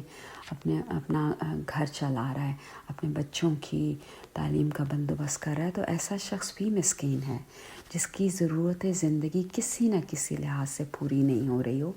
اور وہ اتنا سفید پوش ہو، اتنا لوگوں سے مانگنے سے گھبراتا ہو، تو ہمیں چاہیے کہ ہم ایسے لوگوں کو ڈھونڈیں بھی جو واقعی طور پہ ضرورت مند ہوں، اور ان کو ہم مالی طور پہ اگر ان کی مدد کر سکیں یا جذباتی طور پہ مدد کر سکیں کسی طرح سے بھی، تو وہ ہم ضرور کریں اور ان کو جھڑکیں مت۔ ایک دفعہ آپ صلی اللہ علیہ وسلم نے فرمایا، ایک حدیث کا مفہوم ہے کہ کیا میں تمہیں ایسے آدمی کی خبر نہ دوں؟ نبی صلی اللہ علیہ وسلم نے فرمایا کہ کیا میں تمہیں ایسے آدمی کی خبر نہ دوں جو سب سے زیادہ بدتر ہے؟ صحابہ کرام اجمعین نے فرمایا کہ جی بتائیے رسول اللہ صلی اللہ علیہ وآلہ وسلم۔ آپ صلی اللہ علیہ وسلم نے فرمایا، وہ شخص ہے جس سے اللہ تعالیٰ کے نام پر مانگا جائے اور وہ کچھ بھی نہ دے، یعنی اسے اللہ کے واسطے سے واسطہ دے کر کچھ مانگا جائے اور وہ اس سائل کو کچھ بھی نہ دے اور اس کو ویسے ہی لوٹا دے۔ تو اور صرف لوٹانے کا یہاں ذکر ہے، جھڑکنے کا تو اور بہت ہی، آپ سوچیں کہ کیا حال ہوگا اس یتیم کا، اس سائل کا، اس کی فیلنگز کا، اور سوچئے کہ اس کا ہمارا کیا انجام ہوگا ایسے بیہیو کرنے پر۔ اور اسی طرح سائل سے مراد اگر طالب علم ہو تو اس کا مطلب ہے کہ طالب علم سے حسن سلوک کیجیے، اس کا احترام کیجیے، اس سے نرمی اور مہربانی سے پیش آئیے، کیونکہ اللہ تعالیٰ نبی صلی اللہ علیہ وسلم کو کلیئرلی بتا رہے ہیں، کبھی آپ کو بھی دین کی تلاش تھی، کبھی آپ بھی قرآن پاک کو ابزارب کرنا چاہ رہے تھے، کبھی اللہ تعالیٰ کی طرف آپ بھی بڑھنا چاہ رہے تھے، سوال پوچھنا چاہ رہے تھے، آپ کے دل میں سوالات تھے، مختلف چیزیں تھیں جن کو آپ جاننا چاہتے تھے، تو اللہ تعالیٰ نے اپنی رحمت سے آپ کی مراد پوری کی۔ اب آپ صلی اللہ علیہ وسلم سے کوئی دین کی بات پوچھے تو آپ اسے ڈانٹیے نہیں، بلکہ اسے اس کا جواب دیجیے، اس کے سوال کا۔ اگر ہم اپنے متعلق سوچیں تو ہمیں بھی دین کو سیکھنے جاننے کی چاہ ہوتی ہے، اور چاہ ہے، اگر اللہ نے ہمیں اپنی رحمت سے دین کی کوئی بات سمجھائی ہے تو ہم پر بھی لازم ہے کہ اگر کوئی ہم سے دین کے بارے میں کوئی سوال کرتا ہے تو اگر ہمیں اس کا جواب آتا ہو تو اس کا جواب دیں، اور اگر نہ آتا ہو تو اس سے مہلت مانگیں کہ میں اپنے سے زیادہ کسی با علم شخص سے پوری تحقیق کے ساتھ اس کا جواب معلوم کر کے آپ کو بتانے کی پوری کوشش کروں گا۔ اور اگر سائل جو ہے وہ مالی ضرورت کا سوال کرتا ہے، مالی لحاظ سے وہ تنگ دست ہے اور ہم صاحب استطاعت ہیں، ہمارے پاس مال ہے، تو ہم سائل کو منع نہ کریں، اس کی مدد کریں، اس کو مت جھڑکیں۔ اور آخر میں اللہ تعالیٰ فرماتے ہیں، آخری آیت ہے سورۃ الضحیٰ کی، وَأَمَّا بِنِعْمَةِ رَبِّكَ فَحَدِّثْ، اور اپنے رب کی نعمتوں کا تذکرہ کریں۔ یعنی نبی صلی اللہ علیہ وسلم کو فرمایا جا رہا ہے، بظاہر یعنی اسپیسیفکلی نبی صلی اللہ علیہ وسلم کو کہا جا رہا ہے، تاکید کی جا رہی ہے، اور ان جنرل ہم سب مسلمانوں کو، ہم سب انسانوں کو کہا جا رہا ہے، جنوں انس کو کہا جا رہا ہے کہ اپنے رب کی نعمتوں کا خوب خوب تذکرہ کریں. اور یہاں پہ بہت سارے مفسرین کا کہنا ہے کہ یہاں پہ جو نعمتی ہے، نعمت سے مراد قرآن پاک کلام الہی کی نعمت ہے، قرآن پاک کی نعمت ہے. بہرحال جب آپ صلی اللہ علیہ وسلم دوسروں کے سامنے اللہ کی نعمتوں کا ذکر کریں گے، آپ سوچئے جب آپ صلی اللہ علیہ وسلم دوسروں کے سامنے اللہ کی نعمتوں کا، اللہ کی عنایتوں کا ذکر کریں گے، تو ایک تو آپ صلی اللہ علیہ وسلم کی طرف سے اللہ تعالیٰ کی تعریف ہوگی، تسبیح ہوگی، اس کی عظمت کا اظہار ہوگا لوگوں کے سامنے. اور دوسرے جو عائل ہے یعنی تنگ دست ہے یا جو سائل ہے، سوال کرنے والا ہے، ایسے لوگوں کو بھی ہمت حاصل ہوگی کہ اگر اللہ تعالیٰ ان لوگوں کو دے سکتا ہے، مال دے سکتا ہے، روحانی علم دے سکتا ہے، دینی دنیاوی علم دے سکتا ہے، تو ہمیں بھی مایوس نہیں ہونا چاہیے. تو وہی اللہ تعالیٰ جو ان کو دے سکتا ہے تو وہ ہمیں بھی یہ سب کچھ دے سکتا ہے. اس لیے ہمیں اللہ تعالیٰ سے مایوس نہیں ہونا. مفسرین کہتے ہیں کہ یہ اوبویسلی اسپیشلی تو رسول اللہ صلی اللہ علیہ وسلم کو کہا گیا ہے، لیکن دراصل یہ حکم ہم سب پر اپلائی ہوتا ہے ان جنرل. علم یجد کا یتیماً فآویٰ، کیا ہم نے تمہیں یتیم نہیں کیا تو ہم نے تمہیں یتیم نہیں پایا اور تمہیں پناہ نہیں دی، پناہ دی. کیا تمہیں جو ہے بے خبر نہیں پایا، تمہیں ہدایت نہیں دی، بالکل ہدایت دی. ووجدک عائلاً فأغنیٰ، اور کیا تمہیں ہم نے عائل نہیں پایا، تنگ دست نہیں پایا تو کیا تمہیں غنی نہیں کیا، بالکل کیا. تو یہاں پر اللہ تعالیٰ نے 3 کرائسس کا ذکر کیا ہے، ٹھیک ہے. یعنی کہ ایک تو یتیم ہونا، پھر یہ کہ بے خبر ہونا دینی دنیاوی علم سے یا صراط مستقیم سے، اور پھر یہ کہ تنگ دستی کا ہونا. تنگ دستی کا بھی ایک کرائسس ہے، ایک مشکل ہے، اس کا بھی ذکر کیا ہے. تو اب ہم نے اس طرح سے اللہ تعالیٰ قرآن پاک کے تھرو لوگوں کو اس طرح سے سمجھانا ہے کہ وہ قرآن پاک کی آیات سے سیکھیں اور اللہ تعالیٰ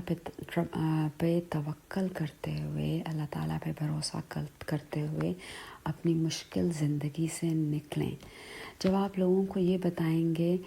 تو اس کا کیا فائدہ ہوگا؟ ٹھیک ہے، اس کا یہ تو سب سے پہلے تو یہ فائدہ ہوگا کہ لوگ، جیسے میں نے پہلے کہا، کہ لوگ سوچیں گے کہ اچھا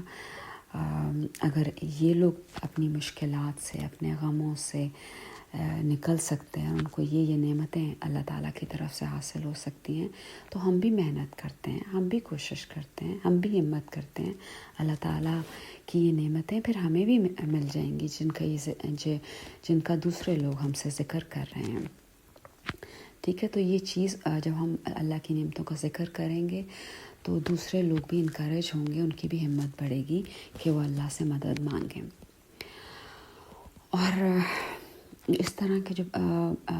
جسٹ بائی دا وے میں ایک بات، اللہ کے سامنے جب ایسے لوگ آئیں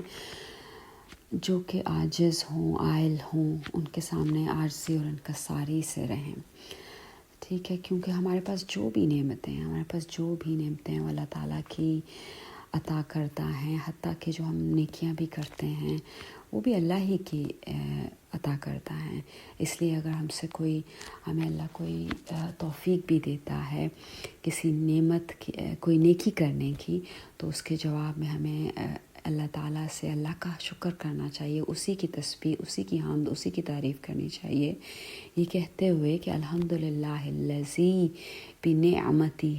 تتم الصالحات، کہ سب تعریف اسی اللہ کے لیے، اسی ہستی کے لیے ہے جس کی نعمت سے ہم اس قابل ہوئے کہ ہم نے نیکیاں کی. یعنی یہ بھی اللہ کی توفیق ہے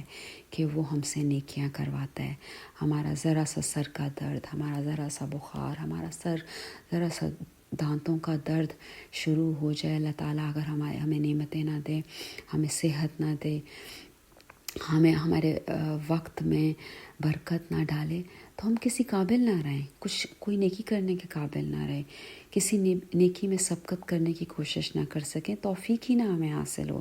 تو یہ ساری توفیق جو ہمیں کسی بھی چھوٹی سے چھوٹی بڑی سے بڑی نیکی کی ملتی ہے، یہ اللہ تعالیٰ ہی کی طرف سے ملتی ہے، جس کے لیے ہمیں اللہ ہی کا شکر گزار ہونا ہے۔ تو بنعمتہ ہی ربک، نعمت سے مراد یہاں پہ بہرحال کئی مفسرین کہہ رہے ہیں کہ یہ خاص طور پہ قرآن مراد ہے، اور اس سے مراد ہے کہ آپ قرآن مجید کا لوگوں کے سامنے بار بار ذکر کیجئے۔ قرآن مجید ایک بہت بڑی نعمت ہے جس کے ذریعے اللہ تعالیٰ ہم سے کلام کرتے ہیں، تو اس لیے ہمیں قرآن مجید کو، اس کے ترجمے کو، اس کی تفسیر کو لوگوں میں خوب پھیلانا ہے، تاکہ ہمیں غم، مایوسی، دکھ، پریشانیاں ہماری کم ہوں، اور اگر وہ ہوں بھی تو ہمیں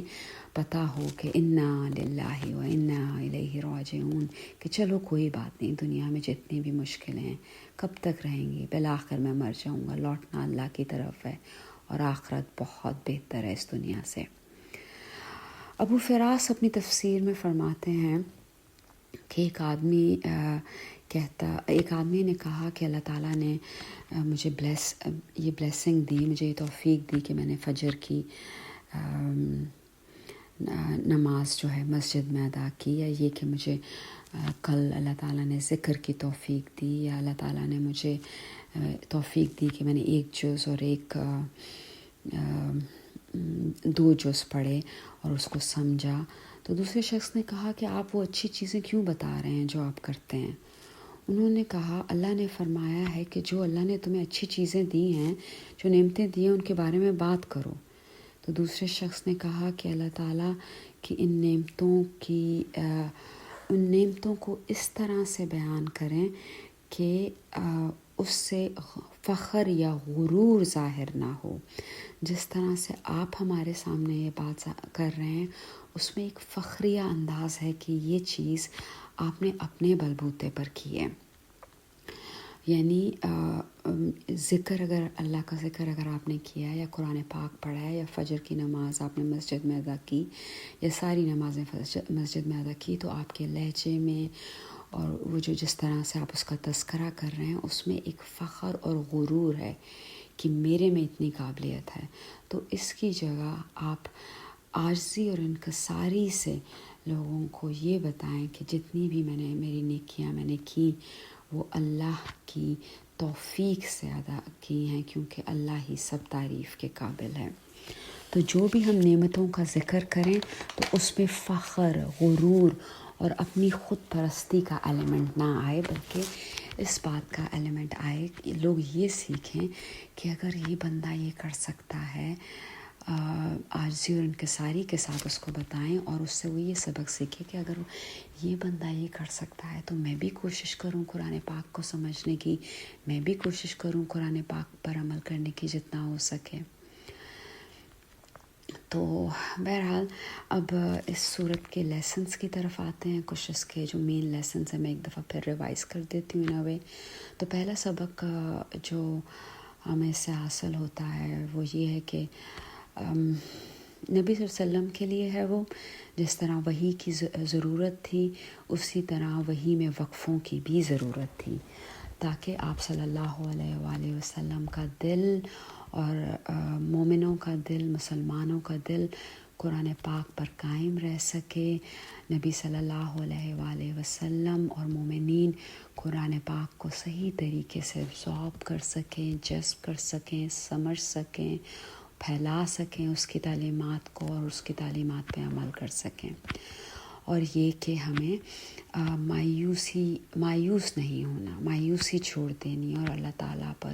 پورا توکل کرنا ہے، اللہ سے پوری امید رکھنی ہے۔ تو یہاں پر ایک امید کا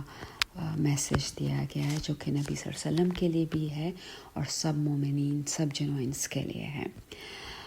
پھر دوسرا سبق جو ہمیں ملتا ہے اس صورت سے وہ یہ ہے کہ نبی صلی اللہ علیہ وسلم کو خاص طور پر حکم ہے، جیسا کہ میں پہلے بھی بار بار کہہ چکی ہوں کہ خاص طور پر نبی صلی اللہ علیہ وسلم کو پہلے مخاطب کیا گیا ہے، لیکن ان جنرل ہمیں بھی بتایا جا رہا ہے کہ اپنے ماضی پر غور کرو، آپ کا جو پریزنٹ ہے، آپ کا جو حال ہے وہ آپ کے ماضی سے بہتر ہے۔ ماضی کی جو مشکلات تھیں، ماضی کے جو کرائسس کے درمیان اللہ تعالیٰ نے آپ کو جو 3 چیزیں عطا فرمائیں وہ کیا تھیں؟ اگر آپ سیکھیں اس سے، آوا یعنی شیلٹر، پناہ گاہ، ٹھکانہ، سیف پناہ گاہ عطا فرمائی، نبی صلی اللہ علیہ وسلم کو بھی عطا فرمائی، اللہ یتیموں کو بھی عطا فرماتا ہے، تو اس طرح اللہ تعالیٰ ہمیں بھی عطا فرما سکتا ہے، عطا فرماتا ہے۔ پھر دوسری چیز جو اللہ تعالیٰ نے ہمیں ان کرائسس کے دوران میں عطا فرمائی، نبی صلی اللہ علیہ وسلم کو بھی عطا فرمائی، عام مومنین جنوئنس کو بھی عطا فرمائی، وہ یہ ہے کہ اگر ہم ہدایت مانگتے ہیں تو اللہ تعالیٰ ہمیں رہنمائی عطا فرماتے ہیں۔ یہ اللہ ہی کی گائیڈنس ہوتی ہے کہ ہم صراط مستقیم پر چلتے ہیں۔ اللہ تعالیٰ نے نبی صلی اللہ علیہ وآلہ وسلم کو بھی قرآن پاک کا پورا علم دیا، رہنمائی عطا فرمائی، ان کے سارے شک و شبہات ختم کیے، ان کو گائیڈنس دی۔ اسی طرح اللہ تعالیٰ، اگر ہم اللہ سے ہدایت مانگیں گے، اللہ تعالیٰ ہی کی ذات ہے جو ہمیں رہنمائی عطا فرمائے گی اور صراط مستقیم پر ہم چلیں گے انشاءاللہ آمین۔ تیسرا کرائسس جو تھا وہ یہ کہ جب ہم ماضی میں اگر دیکھیں تو ہم تنگ دست تھے، چاہے وہ باطنی طور پر برائیوں سے بھرے ہوئے دل تھے، جس کی وجہ سے ہم قلبی تنگ دستی کا شکار ہوئے یا روحانی تنگ دستی کا شکار ہوئے یا دنیاوی اور مالی تنگ دستی کا شکار ہوئے، تو اللہ تعالیٰ فرماتے ہیں کہ نبی صلی اللہ علیہ وسلم کو بھی ہم نے سیلف سفیشینٹ کیا، ان کو بھی پورا انڈیپینڈنٹ کر دیا، ان کو بھی غنی کر دیا، ان کو بھی لوگوں سے اور دنیا کی ضرورتوں سے بے نیاز کیا، ہم نے ان کو عطا کیا، یعنی اللہ نے ان کو عطا کیا۔ تو جو اللہ نبی صلی اللہ علیہ وسلم کو عطا کرنے والا ہے، ان کو غنی کرنے والا ہے، تو وہ ہمیں بھی غنی کر سکتا ہے۔ ہمیں صرف اللہ پر توکل کرتے ہوئے، اس کی گائیڈنس مانگتے ہوئے، اس سے ہمیں قلبی، روحانی اور مالی لحاظ سے، رزق کے لحاظ سے بے نیازی مانگنی ہے، غنی ہونا مانگنا ہے، سیلف سفیشینٹ ہونا مانگنا ہے۔ تو بس یہ چیزیں آپ دیکھیے کہ جب اللہ کی نظر میں یہ تینوں جو چیزیں ہیں، جس کو کہتے ہیں محفوظ پناہ گاہ، آوا، ہدا، رہنمائی، نمبر 3 اغنا، بے نیازی، سیلف سفیشنسی، غنی ہونا قلبی اور روحانی ہر لحاظ سے، جب یہ 3 چیزیں اللہ کی نظر میں ہمارے نبی کریم صلی اللہ علیہ وآلہ وسلم کے لیے کافی تھی، تو ہم کون ہوتے ہیں اس سے زیادہ کچھ مانگنے والے؟ ہمارے پاس یہ تینوں چیزیں ہیں تو ہمارے پاس اللہ کی ہر نعمت ہے، اور اس پر اللہ کا بہت بہت شکر گزار ہوتے رہنا ہے کہ ہم نہ ڈیزرو کرتے ہوئے بھی اللہ تعالیٰ نے ہمیں ان چیزوں سے نوازا۔ پھر یہ کہ ایک اور لیسن جو اس سے 3rd لیسن آپ سمجھ لیں اس کو، تیسرا سبق، اب جب آپ صلی اللہ علیہ وسلم کو پتہ ہے کہ اللہ نے آپ صلی اللہ علیہ وسلم کا خیال کیا ہے، آپ کو مشکلوں سے نکالا ہے، تو اب نبی صلی اللہ علیہ وسلم کی بھی اور مومنوں کی بھی باری ہے کہ اب وہ اپنی توجہ اپنے اوپر سے ہٹا کر اپنی توجہ، اپنا فوکس ان لوگوں پر کریں جن کو آپ کی مدد کی ضرورت ہے، چاہے وہ مالی مدد ہو، علمی مدد ہو، روحانی قلبی مدد ہو، جذباتی مدد ہو، دنیاوی مدد ہو۔ تو اب اللہ نے ہماری مدد کی، اللہ نے نبی صلی اللہ، اسی رب نے جس نے نبی صلی اللہ علیہ وسلم کی مدد کی، اسی رب نے ہماری مدد کی، اور اب ہمیں چاہیے کہ ہم اللہ سے توفیق مانگیں کہ ہم اپنے آپ پر سے فوکس ہٹائیں اور ان لوگوں کو دیکھیں جو ہم سے لیس فارچونیٹ ہیں، جن کو اللہ نے دنیاوی طور پہ ہم سے تھوڑا کم دیا ہوا ہے۔ ہو سکتا ہے کہ اخروی طور میں، آخرت میں وہ ہم سے اعلیٰ و ارفع ہوں، لیکن دنیا میں اگر ہم ان کو تھوڑا سا لیس پریویلیج اور تھوڑا سا کم حیثیت پائیں دنیاوی لحاظ سے، تقویٰ کے لحاظ سے نہیں، دنیاوی لحاظ سے بات کر رہی ہوں، تو ہمیں ان کی مدد کرنے کی ضرورت ہے۔ اور اس کا سلوشن یہ ہے کہ ہم نا امید نہ ہوں، نہ ہم نا امید ہوں، نہ ہم دوسرے کو نا امید کریں۔ اللہ تعالیٰ نے نبی صلی اللہ علیہ وسلم کو ہوپ دی، اب آپ صلی اللہ علیہ وسلم پر بنتا ہے اور ہم پر بنتا ہے، ہم انسانوں جنوں انس پر بنتا ہے کہ ہم نا امید لوگوں کو مدد کریں، یتیموں سے شروع کریں، کیونکہ آپ صلی اللہ علیہ وسلم یتیم تھے، پھر سائلوں کی مدد کریں جیسا کہ آپ صلی اللہ علیہ وسلم بھی تک 10 رہ چکے تھے، اور پھر آپ نے پھر لوگوں کی مدد کرنا شروع کی۔ آخری آیت ان دو لوگوں یعنی یتیموں اور سائلوں سے اٹیچ لگتی ہے، یعنی یتیموں اور سائلوں، جو آخری آیت ہے کہ جب آپ یتیموں سے، جب آپ سائلوں سے بات کریں، ان کے پاس جائیں تو انہیں بتائیے کہ کبھی آپ بھی یتیم تھے، کبھی آپ بھی تنگ دست تھے، کبھی آپ بھی غریب تھے، کبھی آپ بھی غمگین تھے۔ ان کو بتائیں کہ اللہ نے آپ پر رحم و کرم کیا، آپ کو قرآن پاک کی تعلیم دی، قرآن پاک کو سمجھنے کی توفیق دی، قرآن پاک میں سے آپ کی مشکلات کا، آپ کے غم کا حل نکالا۔ تو اسی طرح جس طرح اللہ نے ہماری مدد کی، ہمیں غم سے نکالا، ہمیں غنی کیا، تو دوسرے لوگوں کو جو کہ مایوس ہیں وہ بھی مایوس نہ ہوں، بلکہ وہ بھی اللہ پہ توکل کریں، اللہ کے شکر گزار بنیں،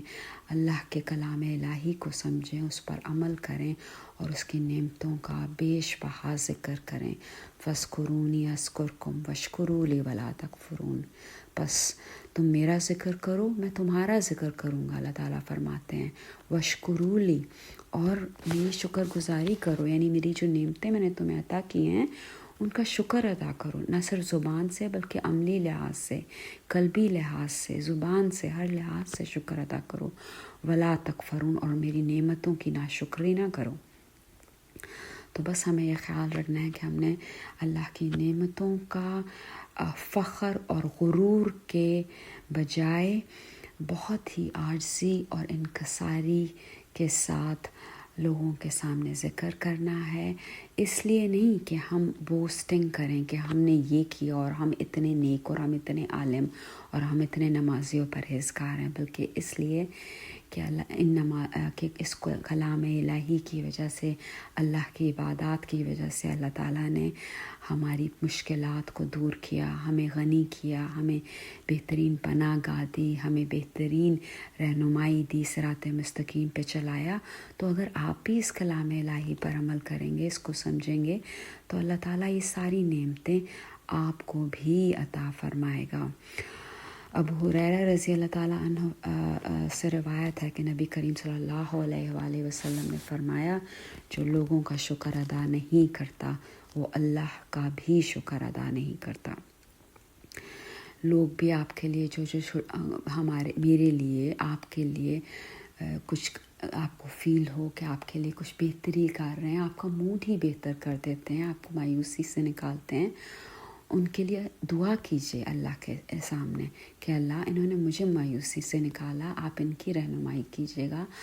آپ ان کے لیے بھی بہتر کیجئے گا، بجائے اس کے کہ حسد میں مبتلا ہوں، کسی کی نعمتوں کو دیکھ کے ان کی نعمتوں کو دل سے ان کو مبارکباد دیجئے اور اس کا بہتری ماشاء اللہ کہیے، ان کی نعمتوں کو دیکھ کے دل سے ان کے لیے خوش ہوں۔ اور اللہ تعالیٰ نے اس کا بہت اچھا کہ آپ کے اندر کینہ نہ آئے، جلسی، حسد نہ آئے، تو اس کا یہ علاج بتایا ہے کہ لوگوں کی جب آپ نعمتیں دیکھیں، لوگ نعمتوں کا اگر اللہ کو ریفر کرتے ہوئے اپنی نعمتوں کا ذکر عاجزی اور انکساری سے کرتے ہیں، تو آپ ان کو ماشاء اللہ کہیے، ان کے لیے خوش ہوئیے، دل سے خوش ہوئیے۔ اور اس کے جواب میں اللہ تعالیٰ نے ایک بہت ہی پیارا سلوشن دیا کہ اپنے لیے بھی دعا کیجئے، جس اللہ نے ان کو دیا ہے اس اللہ سے آپ مانگیں گے تو وہ آپ کو بھی دے گا۔ دیکھیں اس کے لیے ایک دعا بھی اللہ تعالیٰ نے ہمیں بتائی، اللہم انی اسألک من فضلک العظیم، یعنی آپ دوسرے کو تو ماشاء اللہ کہہ ہی رہے ہیں، لیکن آپ اللہ سے دعا کر رہے ہیں کہ اللہ تعالیٰ مجھے بھی اپنے فضل عظیم میں سے دیجئے۔ تو وہ اللہ جس کے خزانے بے انتہا اور بیش بہا اور لامحدود ہیں جو دوسرے کو دے سکتا ہے، کیا وہ آپ کے مانگنے پر، آپ کی عاجزی اور انکساری سے دعا مانگنے پہ آپ کو نہیں دے گا؟ ضرور دے گا انشاءاللہ تعالیٰ۔ بس ضرورت یہ ہے کہ ہم اللہ تعالیٰ سے عاجزی کا اظہار کریں، انکساری کا اظہار کرتے ہوئے اس کی عبادت کریں، اس کے کلام الہی کو سمجھیں، اور کبھی بھی یتیموں سے، خاص طور پر کبھی بھی ان سے سختی کا معاملہ نہ کریں۔ یتیموں کے بارے میں یتیموں اور عورتوں کے بارے میں بھی نبی صلی اللہ علیہ وسلم نے بہت تاکید فرمائی ہے کہ ان کے ساتھ نرمی کا سلوک کیا جائے۔ یتیموں کے بارے میں بھی سورہ فجر میں بھی آتا ہے، کلا بلا تکرمون الیتیم، کلا یعنی یہ بات نہیں ہے، بلا بلکہ تم نہیں کرتے، تکرمون الیتیم بلکہ تم یتیموں کی قدر اور اکرام و احترام نہیں کرتے۔ ہم نے یتیموں کا اکرام احترام کرنا ہے، ان کی قدر کرنی ہے۔ بس آخر میں یہی بس ہے کہ اللہ تعالیٰ سے ہم سب دعا کرتے ہیں کہ اللہ تعالیٰ ہمیں نہر سے، قہر سے، تنگ دستی سے بچائے، اور ہمارے دلوں میں مجبور و تنگ دست لوگوں کے لیے نرمی پیدا کرے، اور اللہ تعالیٰ ہمارے لیے بھی آسانیاں پیدا کرے اور ہمیں دوسروں کے لیے آسانیاں پیدا کرنے والا بنائے تادم آخر، اور ہمارا خاتمہ بالایمان کرے۔ آمین ثم آمین۔ سبحانک اللہم وبحمدک نشہد ان لا الہ الا انت نستغفرک ونتوب الیک۔ الصلاة والسلام علیک یا رسول اللہ، اللہم صلی علی محمد وعلی آل محمد۔